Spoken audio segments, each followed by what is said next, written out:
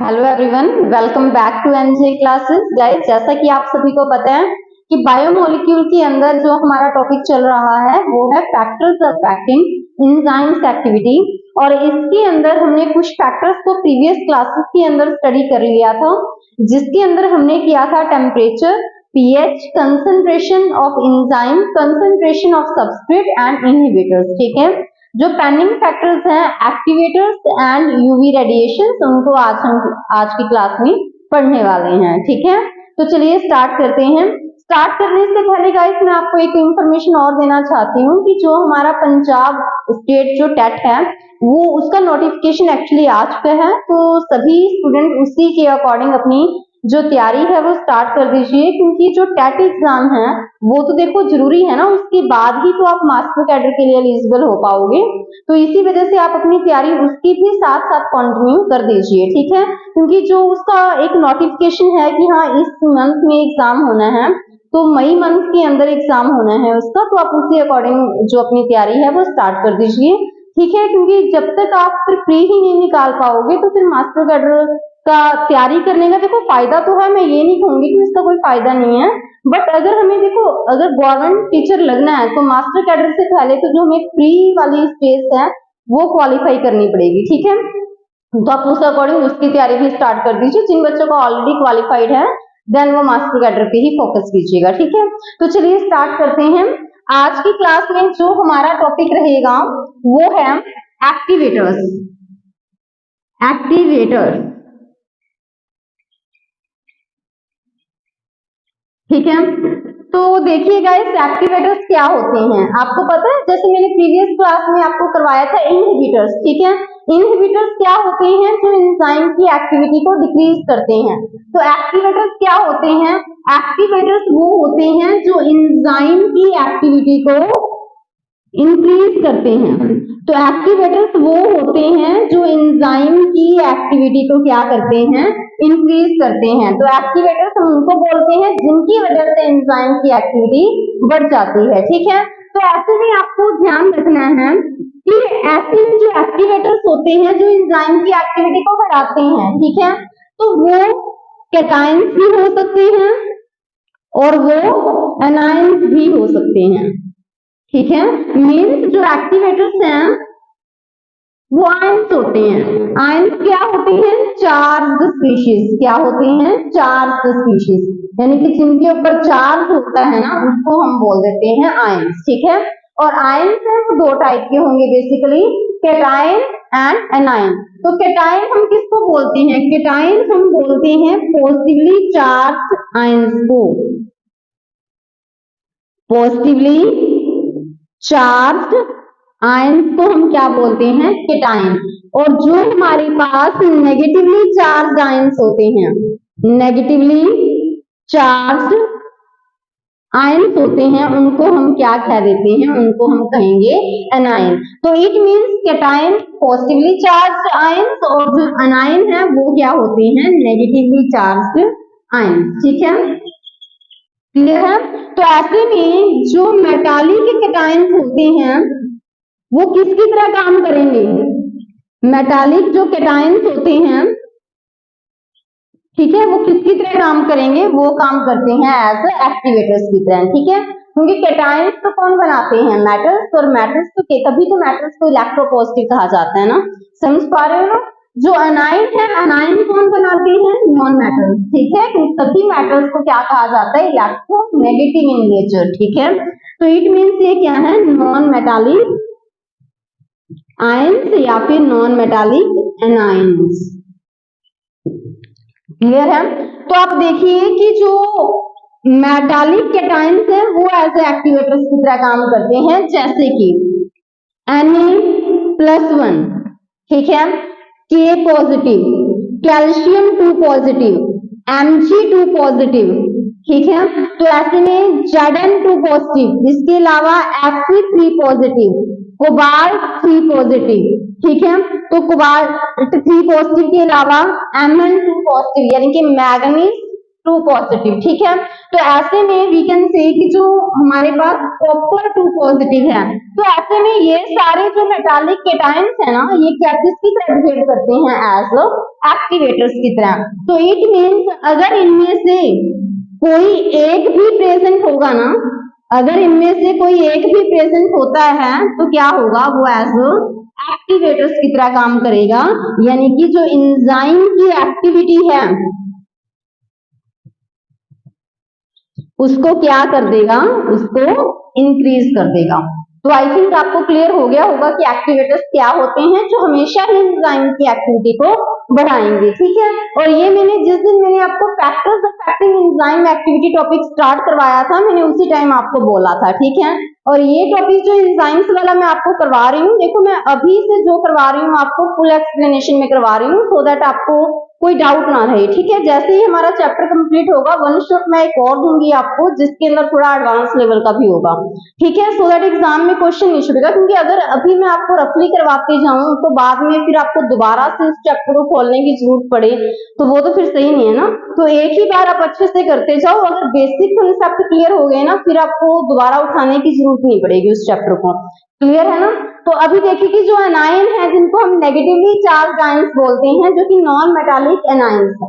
तो जैसे कि अगर मैं आपको बताऊं क्लोराइड आयन, क्लोराइड आयन जैसे कि Cl-1, ठीक है, तो ये एज एक्टिवेटर का काम करेगा, किसके लिए, अमाइलेज एंजाइम के लिए, किसके लिए, अमाइलेज एंजाइम के लिए। तो इट मीन्स ये जो क्लोराइड आयन है, ये अमाइलेज एंजाइम की एक्टिविटी को क्या कर देगा, इंक्रीज कर देगा, ठीक है। तो आई थिंक आपको क्लियर हो गया होगा कि एक्टिवेटर्स क्या होते हैं। बाकी फिर हम नेक्स्ट स्लाइड में, हाँ जी गाइस, नेक्स्ट देखिए कि जो एंजाइम्स होते हैं, ठीक है, हमने प्रीवियस स्लाइड के अंदर पढ़ा कि जो एक्टिवेटर्स होते हैं ना, ठीक है, तो वो एक्टिवेटर्स होते क्या हैं एक्चुअली, ठीक है, कि एक्टिवेटर्स जो एंजाइम की एक्टिविटी को बढ़ा देते हैं, ठीक है। तो उनमें से बहुत ज्यादा एक्टिवेटर्स ना मेटालिक केटायंस होते हैं, ठीक है। तो उसी के बेस पे हम एक टॉपिक करने चाह रहे हैं कि जो एंजाइम्स है ना, उनको अपनी एक्टिविटी के लिए क्या चाहिए होते हैं, मेटल्स रिक्वायर्ड होती हैं। तो उस बेस पर एंजाइम्स हैं, उनकी कितनी कैटेगरीज होती हैं, 2 कैटेगरीज होती हैं, ठीक है। तो देखिए अभी कि जो एंजाइम्स होती हैं, ठीक है, तो एंजाइम्स की कितनी कैटेगरीज होती हैं, एंजाइम्स की 2 कैटेगरीज होती हैं। किस बेस पे, तो एंजाइम की 2 कैटेगरीज होती हैं, किस बेस पे, कि उनको अपनी एक्टिविटी के लिए क्या चाहिए होते हैं, उनको अपनी एक्टिविटी के लिए मेटल्स रिक्वायर्ड होती हैं, ठीक है। तो एंजाइम को अपनी एक्टिविटी के लिए मेटल्स रिक्वायर्ड होती हैं, तो उस बेस पे एंजाइम्स की कितनी कैटेगरीज होती हैं, 2 कैटेगरीज होती हैं, ठीक है। तो देखिए फर्स्ट कैटेगरी क्या है, फर्स्ट कैटेगरी है हमारे पास metal activated enzymes, metal activated enzymes, ठीक है।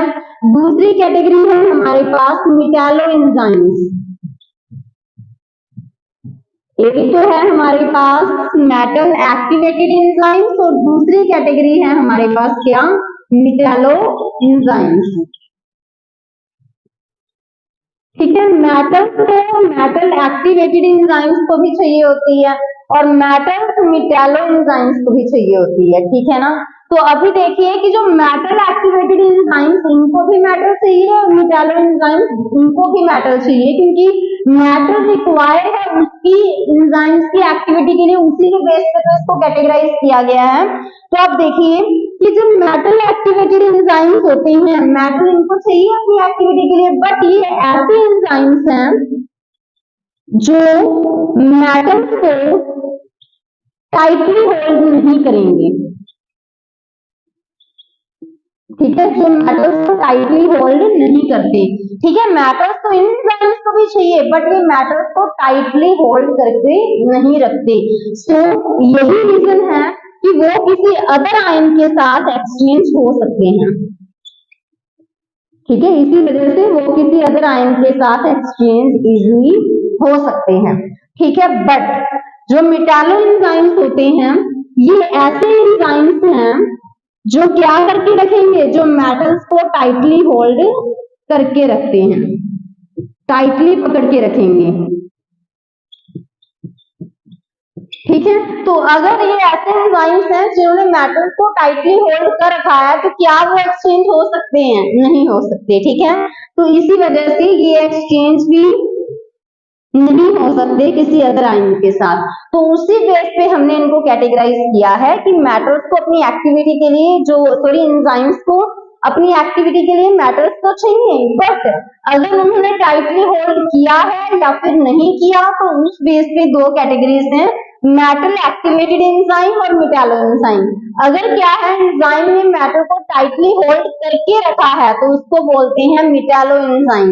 तो अगर टाइटली होल्ड करके रखा है तो वो किसी अदर आयन के साथ गाइस एक्सचेंज नहीं हो सकते। ठीक है, बट मेटल एक्टिवेटेड एंजाइम्स में क्या होता है कि जो एंजाइम्स ने मेटल को होल्ड तो किया हुआ बट टाइटली होल्ड नहीं किया हुआ, तो इसी वजह से वो किसी अदर आयन के साथ एक्सचेंज हो जाते हैं। तो this is a metal activated enzymes. ठीक है, तो नोट कीजिए एग्जांपल्स आप, जैसे कि एटीपीएज एंजाइम है तो उनको जो मेटल्स रिक्वायर्ड होती हैं अपनी एक्टिविटी के लिए तो क्या क्या होती हैं, calcium 2 positive and Mg2 positive.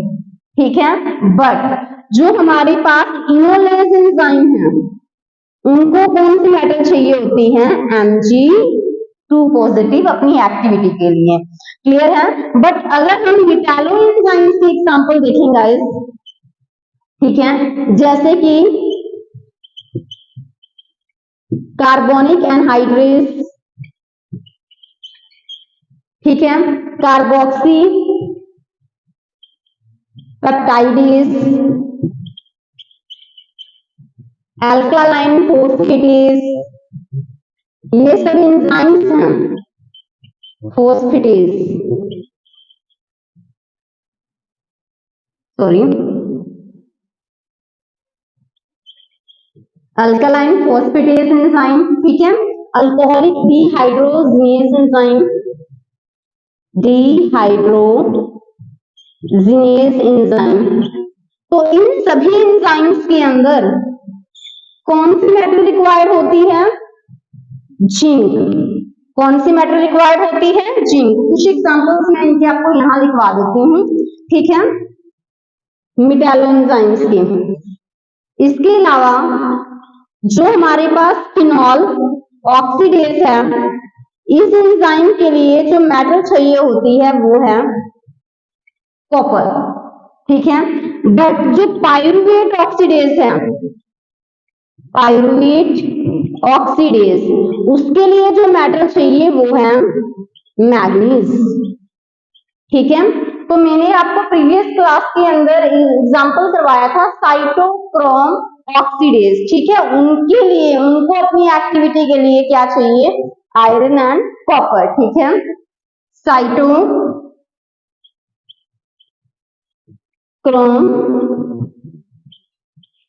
Oxidase, तो उनको क्या चाहिए, आयरन एंड कॉपर।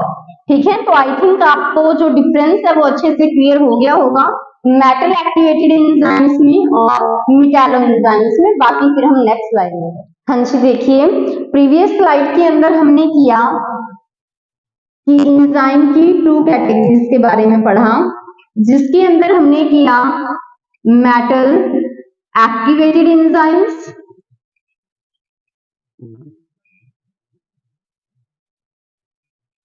और हमने किया मेटालो एंजाइम्स।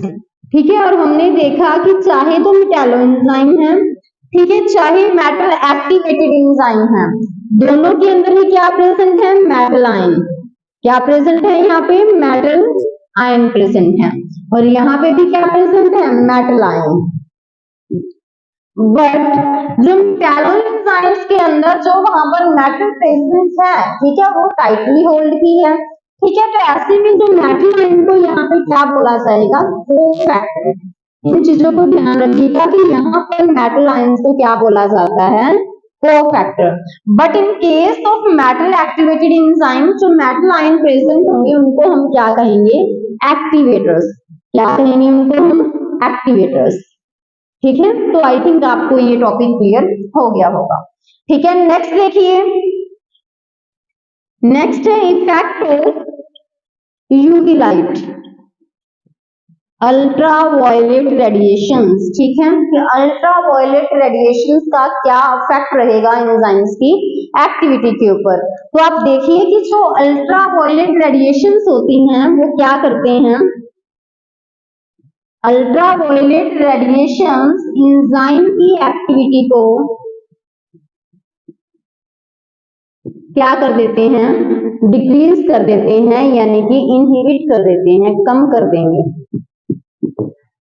ठीक है, तो अल्ट्रा वायलेट रेडिएशन का एक्सपोजर क्या करेगा? एंजाइम्स की एक्टिविटी को क्या कर देगा? इनहिबिट कर देगा, उनको इनएक्टिवेट कर देता है। जैसे अगर जो स्लाइवरी अमाइलेज एंजाइम है, स्लाइवरी अमाइलेज एंजाइम है जो कि स्लाइवा के अंदर प्रेजेंट होता है, ठीक है, तो इस एंजाइम की एक्टिविटी भी क्या हो जाती है? डिक्रीज हो जाती है। एंजाइम की एक्टिविटी भी क्या हो जाएगी? डिक्रीज हो जाएगी। ठीक है, किसकी प्रेजेंस में? In the presence of UV light. ठीक है, तो आई थिंक गाइस आपको जो फैक्टर अफेक्टिंग एंजाइम्स एक्टिविटी है वो जो टॉपिक है वो आपको अच्छे से समझ आया होगा। नेक्स्ट क्लास में हम करेंगे नॉमेनक्लेचर ऑफ एंजाइम। ठीक है, thank you, have a nice